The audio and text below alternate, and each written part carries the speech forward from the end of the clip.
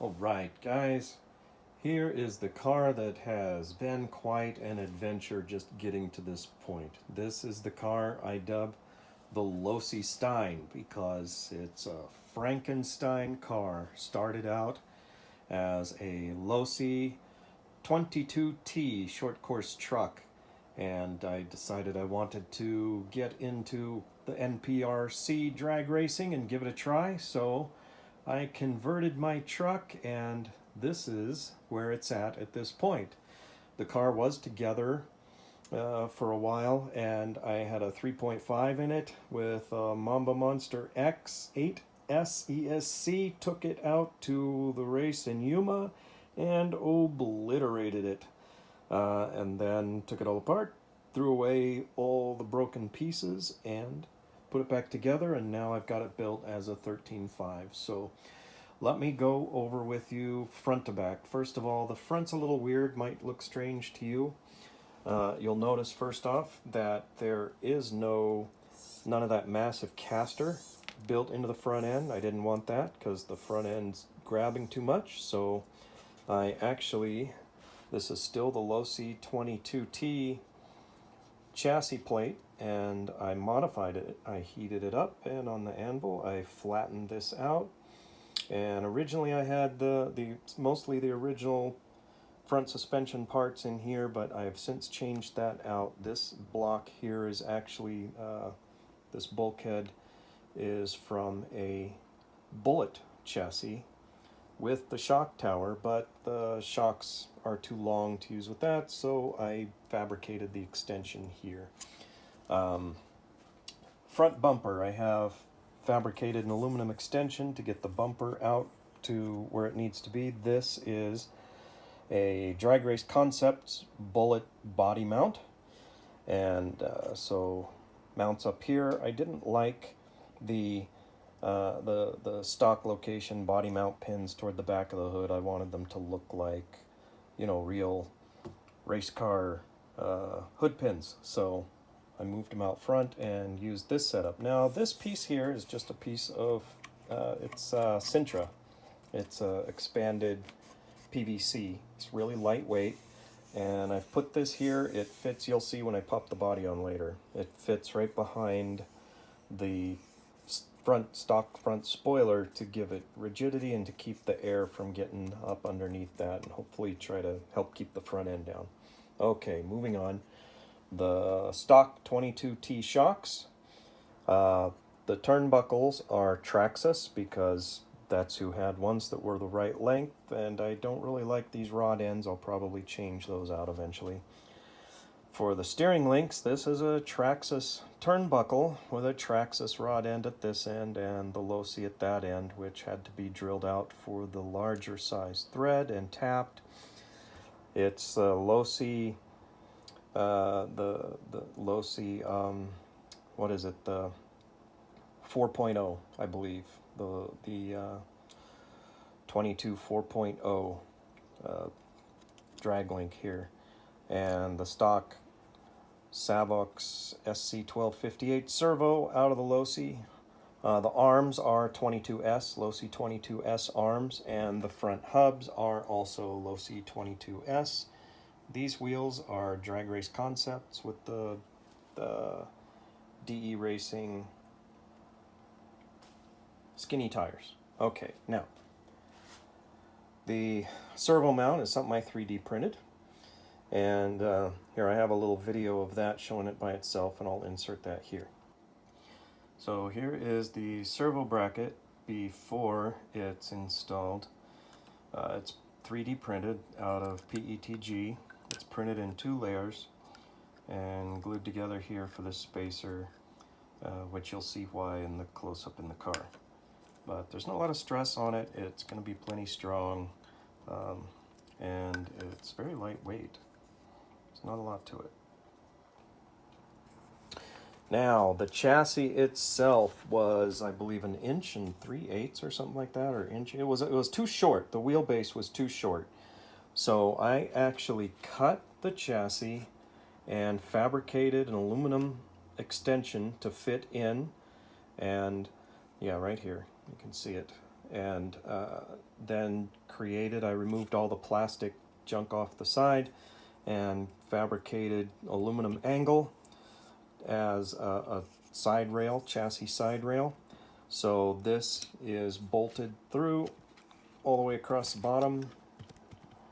So you got 4 bolts here and then 4 bolts forward of that also then go on through into the servo bracket.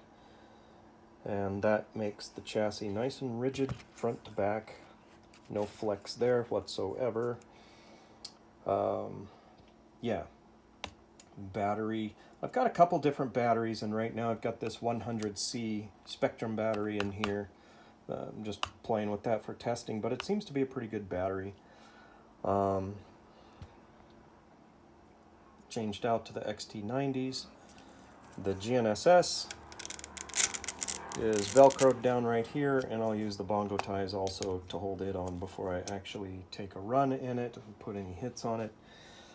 The Tiken RS Pro ESC, and that's in here because that was the ESC that was in my short course truck. So that's what I've done, and I've gone against everyone's advice. I am an electrical engineer by degree. I work in media by trade, but yeah, my degree's in electrical engineering, and that's what I did for many years, industrial automation. And I've put barrel connectors here soldered onto the ESC so that I can pop this motor out and swap that motor out if I want to without having to desolder everything. And, you know, we'll see if it's going to be a problem, but personally, I highly doubt it. Okay, so moving on back, this is stock from the Losi 22T. And besides the chassis itself, I think this is the first piece we approached that is stock from the 22T. The lower piece here, mount, used to come way out here and come down and had the shelf for the ESC. I didn't want the ESC up in the air. I want the center of gravity all to be as low as possible. So I cut all that up, and that's just mounting the shock tower. Stock shock tower, stock rear shocks, and again 22S rear arms. And let's see, in here you can see I have fabricated the mounting point for the upper camber link for the rear, and that way it gets it parallel with the lower, so they're both pivoting the distance inside, and the height inside ball to ball and the height outside ball to ball is the same, so that we don't have any camber gain in the rear end. So we're going to keep a nice level contact patch, hopefully with the rear tires as the suspension tries to travel. Which, to get the chassis as low as I wanted it to, I needed to also space up underneath the transmission. The transmission is, again, that's the stock still out of the 22T, but yeah, there's a 3D printed spacer underneath it, and that took a little bit of engineering to get that drawn in the computer and printed, and everything fits perfectly. I've got some spacers under the front to give it a little bit of anti-squat. Contrary to what most people say, I don't believe we want the rear to squat, because that means that the wheels are lifting into the chassis, which is taking weight off the ground, and that's the opposite of what we want. This motor is a 13.5, like I said, and here I've fabricated a anti-roll bar. And that's all. Let's see, I purchased these, and I can't remember what brand they are. They were something I found on Amazon. And I actually need to shorten this arm up a little bit, and you'll see why on the other side. And then the rear cover for the motor, this is a 22S part. This is obviously, the body mount up here is obviously a 22S part, if you're familiar with that car, with a 3D printed bracket in here. And this is the one weak point of the car. If this car flips over and hits hard enough, this will break. And I'm very confident in everything else, but this is a little fragile. So, and let's see, the Noble NB4 is the radio that I'm running, and I put the receiver up here on the back to try and maintain that height to get as good a range as possible, get that up away from everything else. Okay, what am I missing here? Oh, duh, the hubs. All right, so the hubs. I drew these hubs in Fusion 360, and the reason I did that is there's a couple of reasons. The stock 22S and 22T hubs put the center line of the axle too close to the center line of this lower pivot, which meant that when the car is at ride height, that axle was just way too jacked, and I didn't like it. And I want that axle, like everything else, to be the same distance from the pivot here to the center line of the pivot on the CV joint there. That's the same height as in the back, the inside pivot to the pivot here where it pivots inside the transmission. So all three of those things, the upper camber link, the axle, and the lower arm, those three pivots are all, what would you say, coplanar. So as the suspension travels up and down, there's no camber gain, and that axle is not moving in and out of its seats at either end, so everything stays consistent. All right, let's turn the car around and look at the other side. And on this side of the car, let's see, I'm running the stock Losi. I think this is either a 3.0 or a 4.0, I'm not sure, the 22 slipper clutch, and I might change this out. I've got the Exotec vented slipper clutch that I intend to use in my Outlaw cars. I get it put together, which we'll talk about later.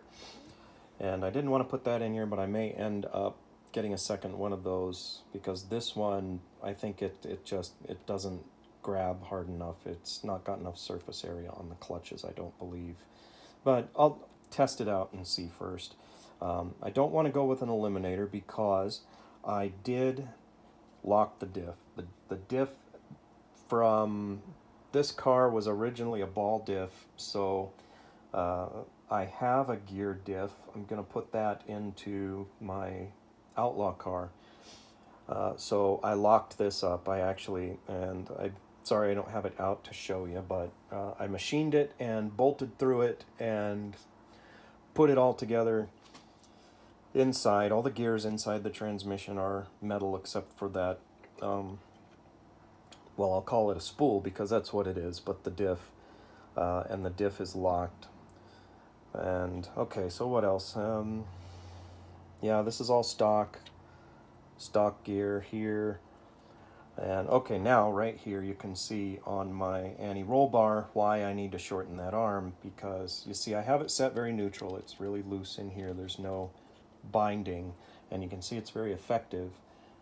As it goes up on one side, it pulls the other side right up with it with just a little bit of room for flex. And this floats. Okay, so this is the stock location for the rear anti-roll bar from Losi, but this is a 3D printed little bracket here and a machined aluminum bronze bushing that rides in.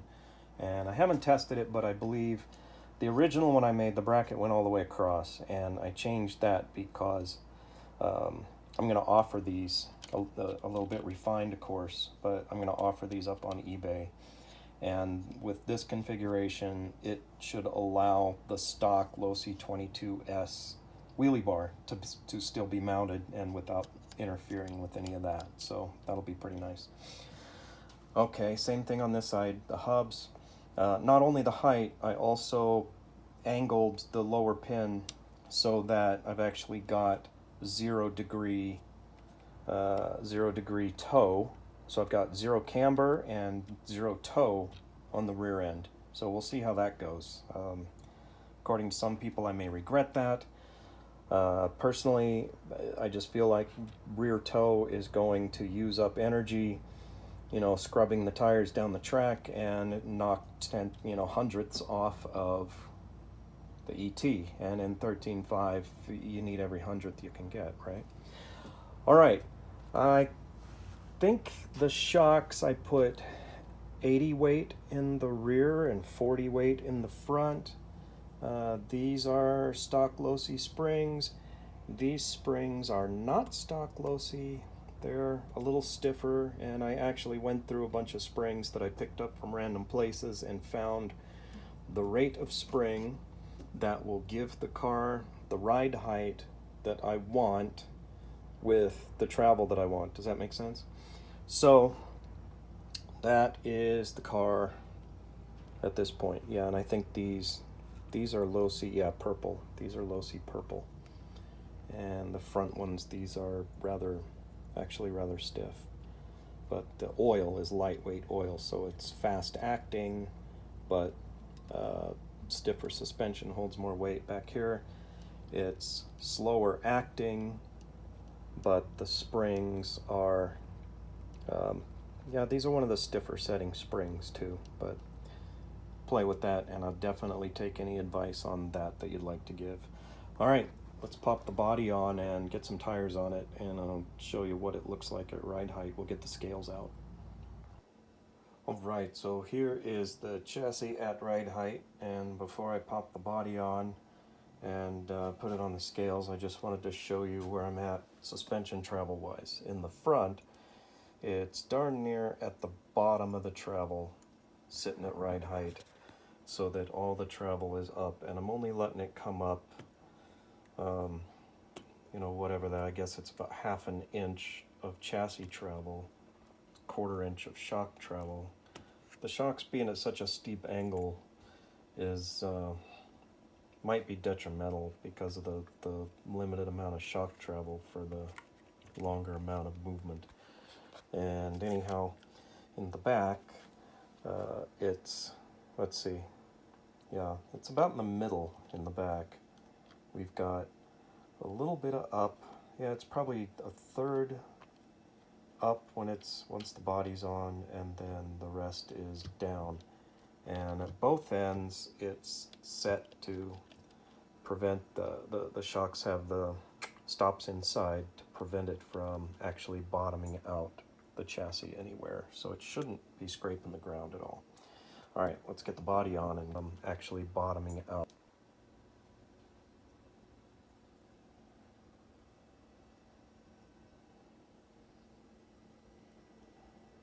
All right, here it is with the octane body on. And you can see the body has a few scars. This is, again, the car I brought to Yuma and absolutely destroyed. There's pieces of this car still stuck in the ramp at Yuma's end gate there, the lights. I hit the ramp really hard and left my front splitter in pieces with chunks of it stuck into the ramp as the car flipped through the air, and one tire went one way and the other tire went the other way, and the whole car just came to pieces. And so, you know, all in all, it scratched up, but it fared well. My nice scale vinyl roof got the worst of it. But anyhow, and this is currently sitting on my one and only set of Voodoos, which, in all honesty, I'm probably not going to run the car on those tires because, well, you know, I can't get any more, so no point really building it for those tires, so I'll plan on running reactions. Okay, so scales. Oh, and the rear wing. I'm not using that great big rear wing because it just it induces drag, and we'll see what it looks like at the big end of the track, but I don't imagine that I'm going to have traction problems down at the big end. So my goal for the back of the car is to reduce drag. Obviously, the back of this body is very square, so I'll give it a little spoiler here to just give it a little bit of downforce and try to reduce the drag a little bit and hopefully get a little more mile an hour at the big end with that approach. Okay, so it needs just a little bit of fine tuning in the left to right. The left rear is about 30 grams heavier than the right rear, and the front's about 50 different left to right. And we are 60% rear, 40%, 60% rear, 40% front, the way it's sitting right now, with 52% left to front right wedge. So our total is at 2067, which that was one goal of this build, is to try to keep it right as close to regulation weight as possible. I know when I switch out to reactions, that's going to make the back a little bit heavier and a little bit more rotational mass back there as well. But hopefully, you know, we'll be able to hook up with those reaction tires. All right, so I'm not telling you any of this information to purport that this is the right way to set up this car by any stretch. I'm giving information to hopefully get some feedback from y'all. Let me know what you think. Let me know how I can get these tires not to spin, because right now when I hit the throttle and I've got the radio programmed for the softest launch possible, what can I do to reduce that tire spin other than just reducing the power overall? It's a 13.5 motor, it's a phantom motor, it's a rotor-ron motor, so it's a little bit juicier than a standard 13.5, but hoping I can get it hooked up. So anyway guys, that's my 13.5 car so far. Let me know in the comments what you think, and let me know what you think I should do to get it to hook up and go fast, and let me know why you think that. Alright, thanks guys. Later.